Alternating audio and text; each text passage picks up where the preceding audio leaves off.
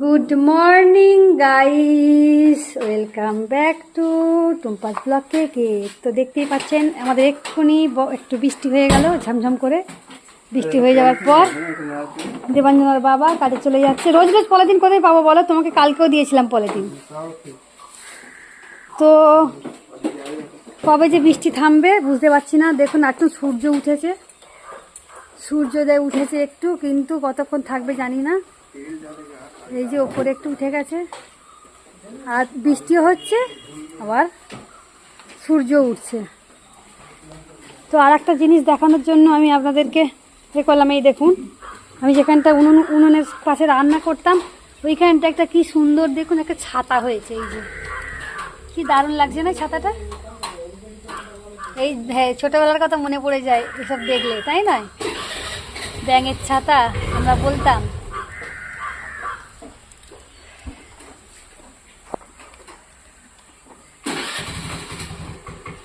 দেবাঞ্জন বাবা কাজে চলে যাচ্ছে প্রতিদিনের মতো। আজকেও রবিবার, ছুটি নেই, কারণ বললে এমার্জেন্সি কাজ আছে, যেতেই হবে, সেই জন্য বেরিয়ে যাচ্ছে।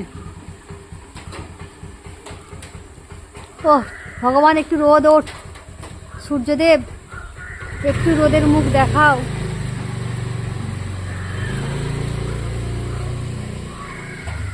আজ 9 দিন, আজ 9 দিন বৃষ্টি বৃষ্টি আর বৃষ্টি, আর ভালো লাগে না।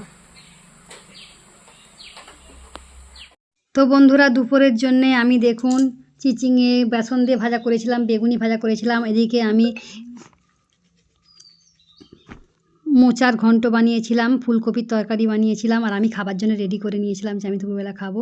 আর এদিকে বর্ষাকালের জন্য দেখুন কি অবস্থা আমার ঘর ধরে, পুরো জামা কাপড় চারিদিকে মেলা আছে, কারণ নাহলে শুকনোই হচ্ছে না। পাখার তলায় দিয়ে এগুলো পাখা চালিয়ে শুকনো করছি। তো আর তো কোথাও জায়গা নেই আমার শুকনো দেওয়ার মতো, কিছু করারও নেই। তো কি করব বন্ধুরা বলুন একবার। তো বন্ধুরা, সন্ধ্যা হয়ে গেছে, দেখুন এই যে প্রদীপ জ্বেলে দিয়েছি, কত সুন্দর লাগছে দেখুন ঠাকুরের ওখানটা। আমার তো খুব ভালোই লাগছে।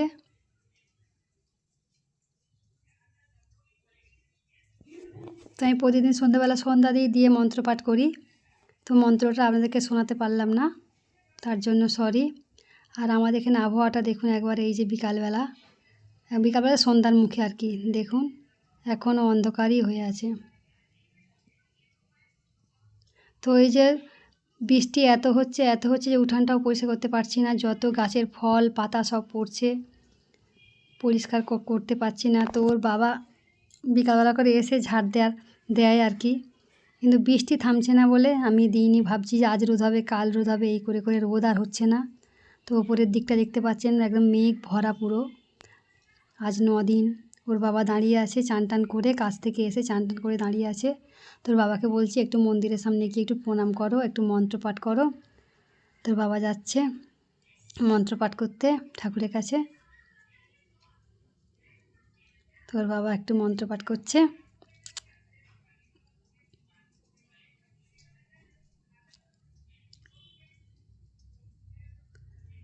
তো বন্ধুরা, আপনারা তো আমার ঘরদোর এর আগেও দেখেছেন, তবু আরেকবার দেখিয়ে দিচ্ছি।